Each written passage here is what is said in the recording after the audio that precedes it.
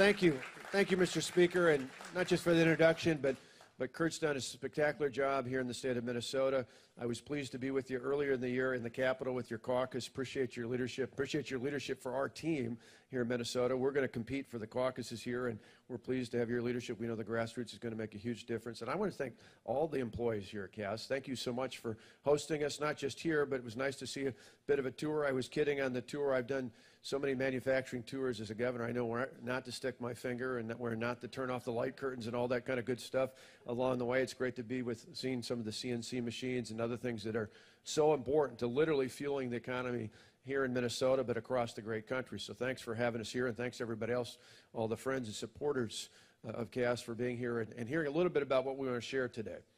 As the Speaker mentioned, we're going to talk about Obamacare, and really when you think about it, I just want to start and point out that America is a can-do kind of country.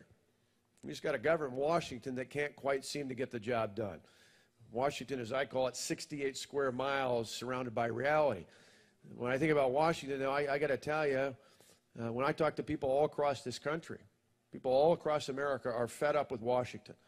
And I feel your pain. I'm fed up with Washington, too. When I think about this, we were told by Republican leaders during the campaigns last year that we just needed a Republican Senate to be elected to repeal Obamacare. Well, here we sit. You know, both chambers of the United States Congress have been controlled since January by Republicans, and yet there's not a bill on the president's desk to repeal Obamacare. I want to be perfectly clear. Americans want more than just campaign promises. They want results. Actions speak louder than words. It's something I know well about. I get it. I understand it. As Kurt mentioned, I'm not intimidated. Even yesterday at the Iowa State Fair on that soapbox, I was not intimidated by the people that came there. But long before we took on the big government union bosses in my state, long before we took on the liberal special interests from Washington, we took on some of the established in my own party. You see, back in 2010, when I was thinking about running for governor, I did so because I was upset at that time with the direction my state was headed. I thought it was heading in the wrong direction. So I wanted to do something about that. So we ran. And then about a week after the election, state capitol, we got all the Republican lawmakers together, and I said to them that the voters had told us that they wanted us to be big and be bold. As you can imagine, at the time, there were some Republican lawmakers who were kind of uneasy with the idea of taking on the status quo. But I remember in that session, it was open to the public, I said to all those lawmakers, including some who were a little uneasy with challenging the status quo, I said, it's put up or shut up time. And simply put, I remember that was the headline. Walker says it's put up or shut up time, but it was important because we wanted to send a clear message out there. I heard what the voters had said. If we didn't do what we said we were going to do, they'd have every right to throw us out. So I was proud not long after taking office, literally the very day I took office, took the oath, and a moment or two later, I authorized our state to join the federal lawsuit against Obamacare on my very first day. And then we set out on a path of big, bold reforms. We took on the big government union bosses, and we won that battle. Then we fixed a $3.6 billion budget deficit. We cut taxes by $2 billion. We defunded Planned Parenthood long before any of those videos out there. We put in place a requirement to have a photo ID to vote in the state of Wisconsin. As we were talking about just as we were with the last building there, we now ensure that every adult in our state who's able to work must be able to pass a drug test before they get a welfare check. We did all those things. We went big and we went bold, and we got results.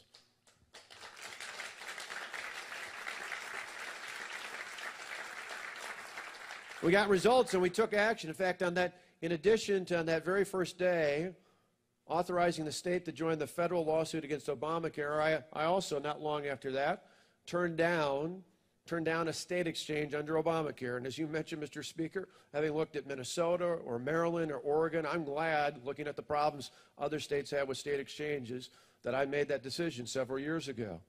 And like my friends Rick Perry and Bobby Jindal, I turned down a Medicaid expansion under Obamacare. I got to tell you, that was kind of tough in a blue state like Wisconsin. There were even some Republicans that wanted us to grab the money. But we turned it down because we knew how difficult it would be to repeal Obamacare and put patients and families back in charge of their own health care decisions if states were adding to it, were expanding underneath it. In my state, even without taking that expansion, we showed that we could get results. I'm proud to say in the state of Wisconsin, for the first time in our history, everyone living in poverty is covered under Medicaid. We took everyone above poverty and transitioned them into the marketplace. And we did so in a way that still protects our taxpayers. Even the non-partisan Kaiser Family Foundation looked at what we did and said that Wisconsin was the only state out of all the states that didn't take the Medicaid expansion, the only state that did not have a coverage gap. In other words, we got results while still staying true to our common sense conservative principles. If innovative reforms like that can work in a blue state like Wisconsin, there's no doubt they can work for America. I just have no doubt going forward they can work for America. And like I did in my state, I'm going to tell you, I'm willing to stand up against anyone, including members of my own party. I'm willing to stand up against anyone to get the job done. We're not intimidated.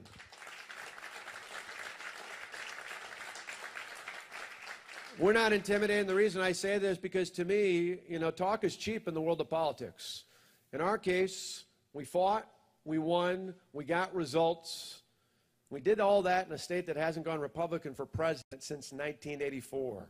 So not the easiest of circumstances, but we weren't intimidated. We didn't back down. We did what was right for the people of our state, for the people who are paying the tax bills going forward. And now we've got a plan for America I want to share with you here this morning.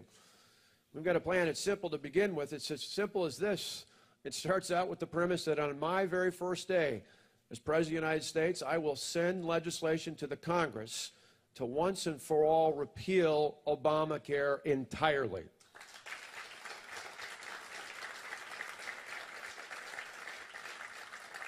And then, along with that, we're going to replace it in a way that puts patients and families, your families, back in charge of your health care decisions. Pretty simple idea. We call it the Day One Patient Freedom Plan. And I want to walk through it with you this morning. As I mentioned, the first part is just repealing Obamacare entirely. And some people say, well, how are you going to do that? You've got a Congress out there. Well, it's pretty simple. To me, the reason we make sure this happens right away, because we've got to repeal Obamacare entirely. Lock, stock, and barrel. And we've got to repeal every part of it. Every part of it, including the parts that Nancy Pelosi didn't bother to read before she voted on it. We've got to repeal it all. And I've talked to reformers like Paul Ryan and Tom Price and Mike Lee and others out there. You know what? They're ready. They're ready to work with us to pass reforms as soon as possible, ASAP. But we need to have a little bit of an incentive out there to do that. And so for me, the great way to motivate the Congress to pass the reforms we're talking about is to make sure they have to live under the same Obamacare rules that the rest of America has been put under over the last few years, right? So on my very first day, I will issue an executive order that will pull back on the special deal that President Obama provided for Congress. They kind of got pulled out of this like they often exempt themselves out of other things when it comes to other laws out there. We're going to do an executive order that gets rid of the deal that President Obama put in place, the special deal for Congress, and make them live under the same conditions. I think once they're susceptible to the Obamacare premium increases that so many Americans have been under over the last few years, I have a pretty good idea that's going to light a fire under Congress to get things moving right away. A lot of candidates talk about repealing Obamacare. We've actually got a plan to make sure Congress acts on our reforms right away, because they're going to have to live under the same rules that everyone else in America does going forward.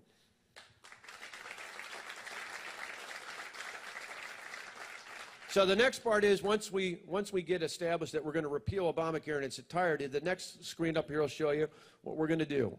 And that's about ensuring affordability and accessibility for everyone when it comes to health insurance. We want affordable and accessible health insurance for everyone in America. First off, we'll have lower premiums. And the reason for that is once you repeal Obamacare and you get rid of all those regulations, and as part of our overall plan, once you encourage more competition when it comes to insurers and healthcare providers, you're going to see healthcare premiums go down for everyone, including people who get it at places like this, that get it through their employer, like the employees here at Cass do. We're going to see a reduction in premiums out there. That's good for everyone out there. Secondly, for those out there who might not get their health insurance today or in the future from their employer, we've got an option there as well. We provide a tax credit that's tied into age. It's not tied into income, so it applies across the board. As people get older, it goes up. We've got a great tax credit out there.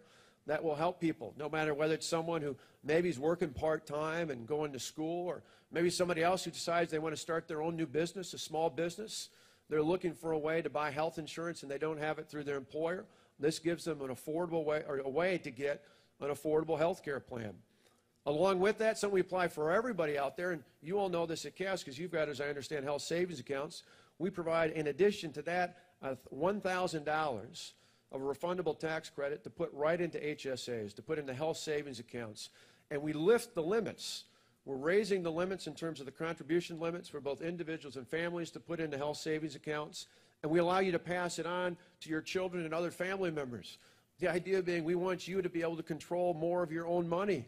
Simple concept. You're going to do more to manage your health care and your health, not just your health care, if you actually have control over those dollars. This is a part of our plan. It's all about freedom. It's putting freedom back in the hands of patients and families to make decisions about your health care and about your money. In addition to that, you also see up there, besides the credits and the incentives and lowering that we'll see in premiums out there, we allow people to buy health insurance anywhere, in any state out there. In the past, you've been restricted over state lines. We allow you to buy it anywhere, wherever you think is the best spot. If you want to buy it outside of those who get it from their employer, for that matter, employers can do that as well. We allow you to buy it anywhere, in any state. And then finally, we make sure, this is really important, because while we're repealing Obamacare entirely, we want to make sure that one of the concerns that I've heard across this country, I certainly heard in my state, is we want to make sure that people who have pre-existing conditions, that you're not going to get bumped off your coverage, or you're not going to have to face huge increases just because of a pre-existing condition or just because you get sick.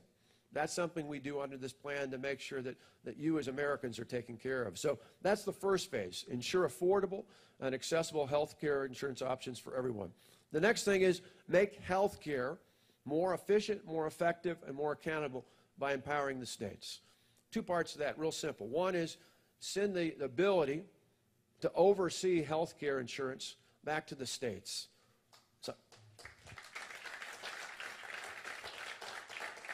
that's one of those where the Speaker and I know this, but I know across the country. It doesn't matter, Democrat, Republican alike, it is more effective, more efficient, and definitely more accountable when you send power out of Washington and you send it back to the state level. That's what we do under this plan. We say, in terms of overseeing health care in our states, have it done at the state level. Much more effective.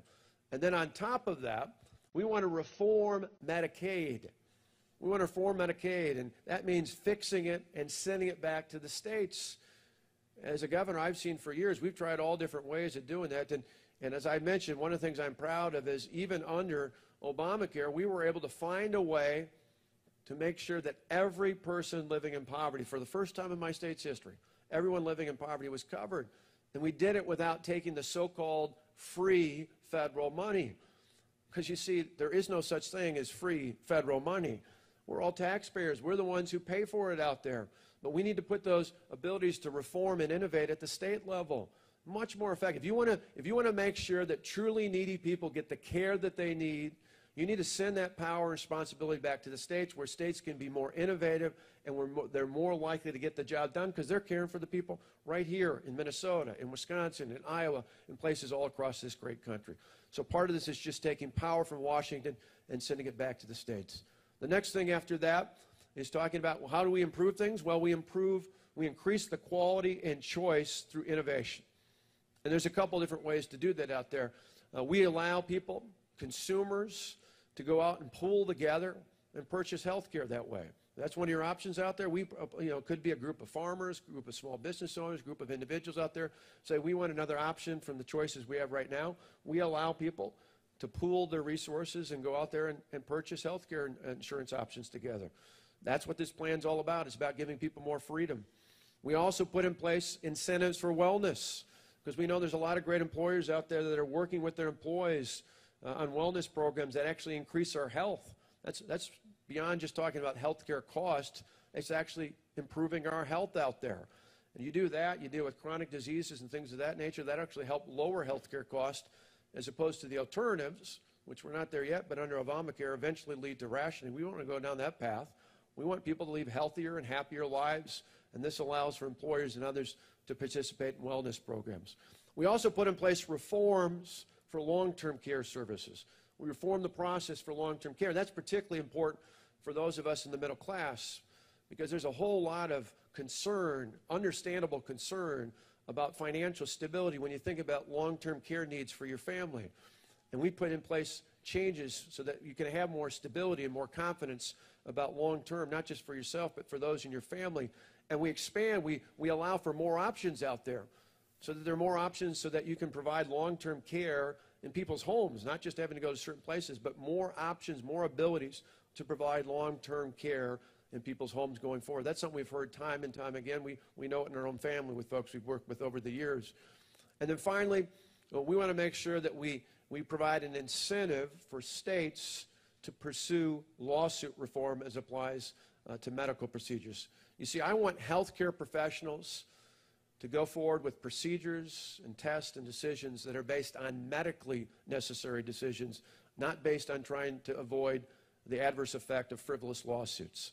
I think that's much more powerful. You say, hey, we're going to let our doctors and nurses and healthcare professionals make decisions based on the medical needs, not just on trying to avoid frivolous lawsuits by practicing defensive medicine out there. These are all things that will help us lower costs while continuing to increase our choices and push through innovation out there. And then a lot of people say, okay, well, this all comes together, but how are you going to pay for it? And how does that apply how does it apply to Obamacare? Well, for us, it's important to have financial stability for ourselves and our families, but also for the taxpayers. So our plan, as I mentioned, whether it's with long-term care, whether it's giving people more options by those who get it through their employers, like here, or seeing premiums go down, or people who don't have employer-based health care being able to get the tax credits that make it affordable for you and your family to get at affordable and reasonable health care, whether it's looking at putting more money in the health savings accounts. All those things are about putting more money in your pocket and giving you more control over your money. So this is good. This is good for families. This is good for patients. This is good for your financial stability. But collectively, for all of us, it's also good for our as taxpayers. Because you see, right now, we're not sustainable under Obamacare. And I'm proud to say that by repealing Obamacare entirely, not just bits and pieces of it, by repealing Obamacare entirely, we're getting rid of the spending and the taxes, which means this ends up being a tax cut of about $1 trillion. We get rid of all the taxes and all the spending, the $1 trillion of taxes that were involved in Obamacare. We take that back out. We give that back to the American people. We actually provide a little bit more relief on top of that, particularly through the HSAs. So we put more money back in the American people's hands. That's probably about one of the biggest tax relief plans we've had, pro-growth economic development tax relief plans we've had in the past some 40 years. That's going to have a dynamic and important impact on the nation's economy. But it's also important, as we think about Obamacare, you think about candidates talking about Obamacare and what they're going to do to repeal it and how to replace it. One, we're one of the few candidates who've actually laid a plan out. Not just for how to repeal it, but also for what to do in its place. But also, we lay out the fact that when you talk about this, you want to make sure at a time when the nation is facing a critical financial crisis, when it comes to our debt and our deficit problems, that none of these plans that people may or may not talk about are going to add to that. I can tell you in this case, our plan is cost neutral. We pay for this, we pay for the credits and the other components by reforming the process by which the tax code treats some of the gold-plated health care plans out there, and by reforming and fixing Medicaid by sending it back to the states where it's more effective and more efficient and more accountable to the American people and to the people that are served by these programs at the state and local level. That is really important because we want to repeal Obamacare and we want to put patients and families back in charge of your health care decisions, but we want to do so in a way that doesn't break the bank. In this case, it's cost neutral. Going forward, we found an effective way to do that that doesn't add to our debt and our deficit problems, provides massive tax relief, and puts ultimately all of you and all the rest of the people across America back in charge of their health care decisions. So this is the layout of the plan. We think it's a great plan. It's a great way to repeal Obamacare, to not just talk about it. You know, for a lot of folks, it's a good punchline in your speeches out there on the stump. We've actually now got a plan to give to the American people that shows exactly how we're going to repeal Obamacare, not just in saying it, not just hoping the Congress will pass it, but by putting in place that executive action that will force Congress to live under the same rules that everybody else has to live under Obamacare. We think that's the light, that's the fire under the Congress that gets them to act immediately. And I know there's a lot of great reformers that want to. There are others, kind of like some of the folks I had to deal with in the past, who might not want to. We're prepared to take anyone on, be it in the other party or our party, to get the job done. Because that's what the American people want. They don't just want campaign promises. They want you to deliver on those promises. I think one of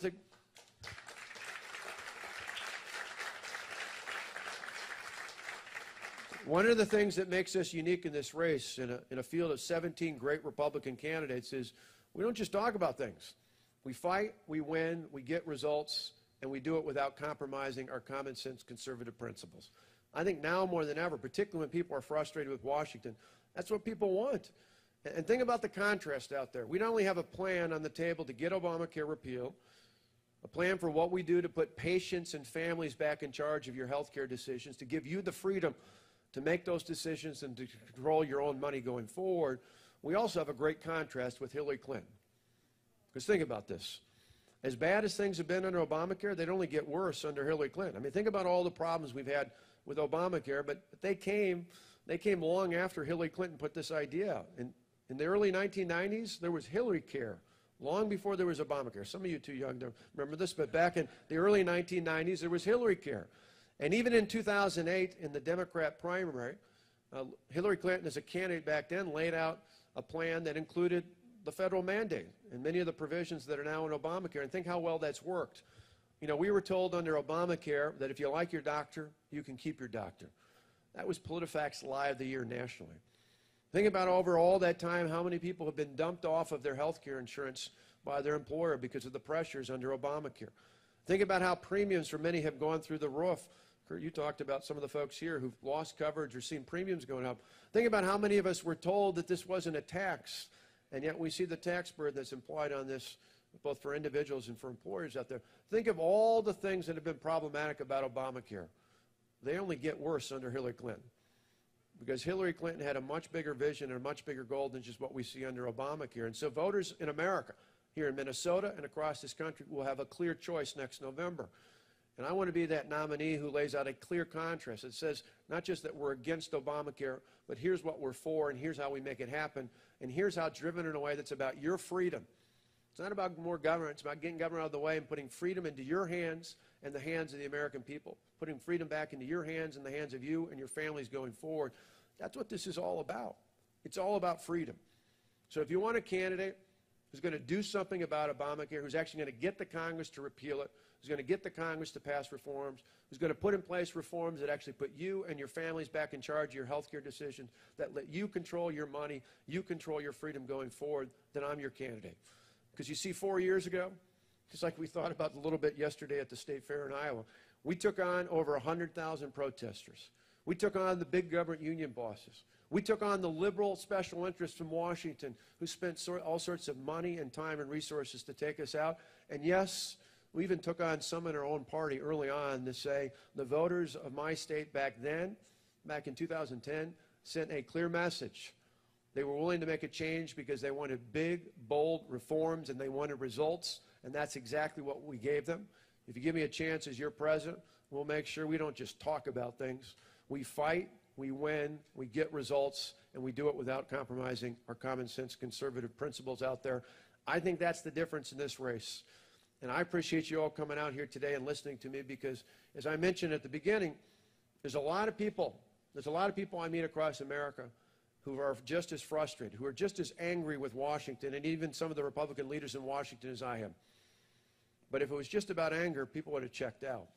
They would have moved on. They would have become cynical and said, that's it with politics. What gives me hope is I haven't given up on America, and I don't think you have either. It's why you're here. It's why you're listening. It's why you're interested. What you want is people in Washington who actually listen to you, who talk like you, who think like you, who do the sorts of things you would do if you're in Washington. I may not be the flashiest of the folks. I may not have the pizzazz of people on the east or the west coast, but I hope you see, not just here in Minnesota, but across America, I think like you think. My family lives like your family does. We want the same things that you do. And we're not going to back down. We've been tested in a way that no other candidate in this race has been tested. When we talk about what we're going to do to repeal Obamacare, we've got a plan to make it happen. We're not going to back down to anyone or any party. We're going to stand up for the American people and do what is right and just. And on this and every other issue, we're going to do what's right for you and your family. So with that, let's take some questions.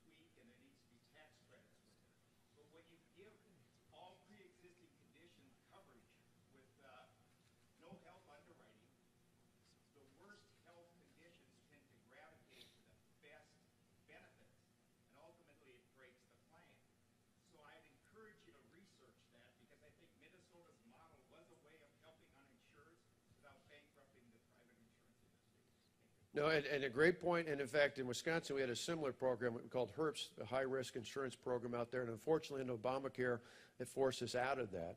This plan would allow things like that to happen going forward, would allow things like that here in Minnesota and Wisconsin, elsewhere to go back. We've actually got a couple, some friends of ours who are small business owners who were getting their health insurance under that very plan, who then under Obamacare were making too much, not a lot, they're a middle-class family, but too much to qualify for the premium assistance. But they were in a fix. They're in a real pickle out there. Under our plan, because it's not income-based, it's based on age, they would qualify for the credit, and they could use it for a plan just like that.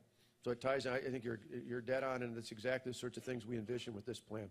Sure, right here, and then I'll come to you. I like your ideas. The one question I have relating to the pre-existing conditions, you mentioned, I just read you mentioned the high-risk pool. Mm-hmm. Can you explain a little bit how that would work and how? Well, the federal government would set it. We would empower it in terms of oversight, and would be set at the state level as opposed to the federal level. So states would be able to see health insurance in general, but it would allow states like Minnesota, like Wisconsin, to do some of the programs that we've done in the past, which would allow for that. This just empowers that. In our case, in Wisconsin, for example, and other states, we weren't allowed to do that. We had to change out of that because of Obamacare. This restores that kind of freedom as one more option. Governor, one of the areas that we see out of control increases is in the pharmaceutical side of the healthcare industry.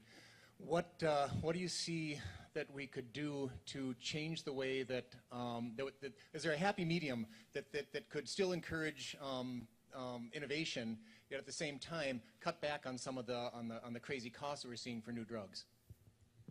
Yeah, I think as it ties into each of these categories, when you see the marketplace now being more active in a competitive sense, whether it be for insurers, healthcare providers, others within the marketplace, that would play a key role in encouraging lower cost because people would have a greater hand. I mean, even putting more money in the HSAs, for example, the more people have the ability to watch where their healthcare dollars are spent, the more they're going to hold those entities accountable. I often think if all of you here, if you took out your cell phones, most of us probably know more about our cell phone plans than we know about our health care plans. That's because it's the way the system is. It hasn't been in a way that's very attentive to people managing what they're doing and how they're doing it. And so I think that would open the door. The other part, even a little tweak in terms of putting incentives in for states to do lawsuit reform would even help in terms of pharmaceuticals, because a huge cost that they and other healthcare professionals have is trying to offset frivolous lawsuits, particularly high in that industry. This would encourage states to put in place reasonable, responsible reforms that would help lower those costs as well. Sure. First of all, thanks for coming to Minnesota. My question is more on salesmanship of your plan. It seems like a great plan. I lived in England and I had an NHS number, so I know what it does to a country with government-run healthcare. How do you sell your plan so that you're not just the big bad Republican taking away people's health insurance under Obamacare?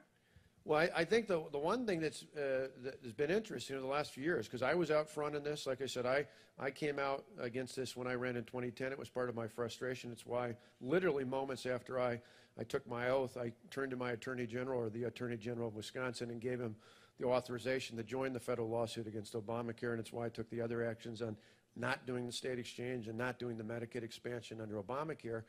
And so I was kind of out front of that, and early on, I think some people were concerned about. What I found over time here, and I think talking to you, Kurt, and some examples you mentioned, others out here, is that people are increasingly frustrated. There's an overwhelming sense that Obamacare was not what it was promised. I think if it had done everything, I'd still have concerns about it, but it would be a lot harder battle from a strategic standpoint. But when the American people were told things like, if you like your doctor, you can keep your doctor, and that ended up being not just me saying it or the Republican Party saying it, but PolitiFact saying it was the lie of the year. When people have heard all the other sorts of promises, when they were told that this was affordable. I mean, I think, I looked at one of the numbers here in Minnesota for young people. I think there's something like a 19% increase in premium costs for younger people, younger employees here in the state of Minnesota, just under the Obamacare state exchange. So the more people have seen, the more people have looked into this, the more I think everyday Americans are saying Obamacare has not lived up to its expectations. The key, though, is why we've laid it out. It's not enough to just say you're against Obamacare. What you got to do is show what you're for and why that's better.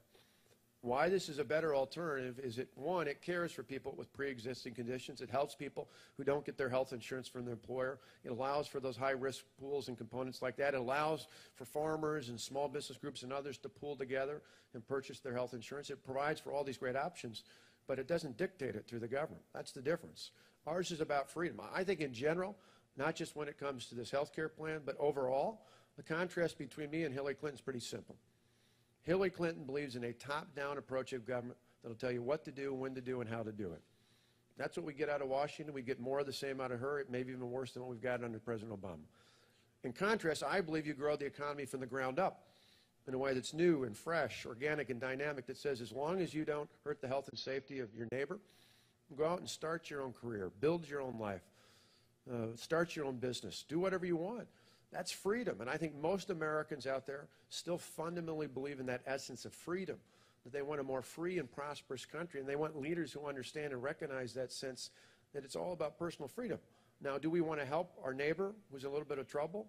He has a little bit of a challenge? Absolutely, and this does. This says, you know, if you're down and out in Medicaid, we still provide help for those, the neediest and needy out there. We just empower the states who are much better at doing it than the federal government to dictate that.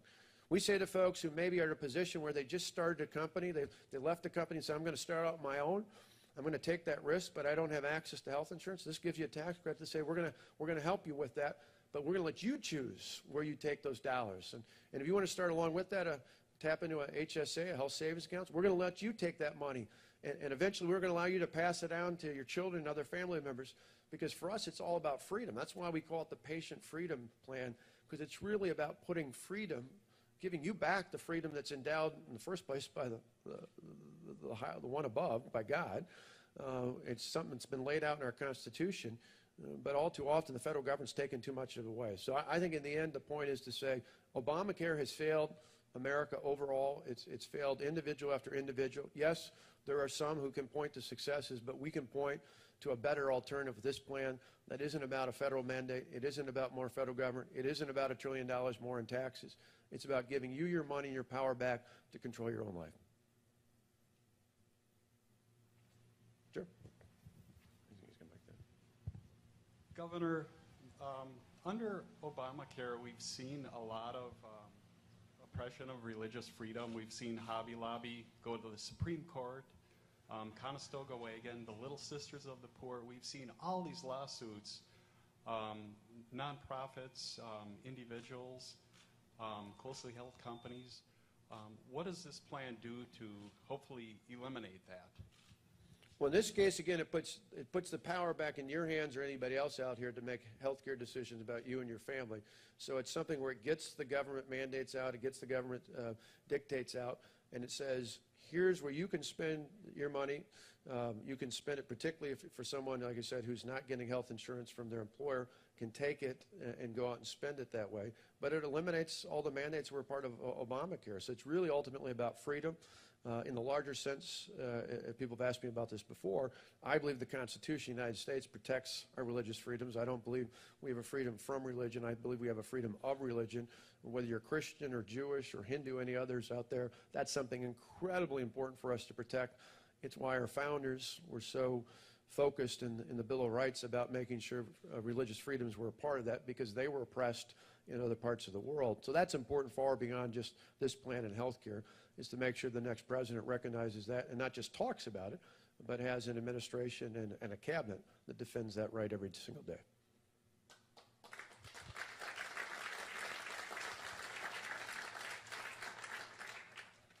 Great. Well, I appreciate that. We're going to be on the stump, not just all over Minnesota today with the speaker, but tomorrow in New Hampshire. I'm going to be out for a couple days doing town hall meetings and talking about this. And I hope you would share the word, because to me, the best thing you need, people always say, how do you win campaigns? Well, it's message, manpower, and money. I put money at the end. You got to have some, but you don't have to have the most. But what's most important is having a message.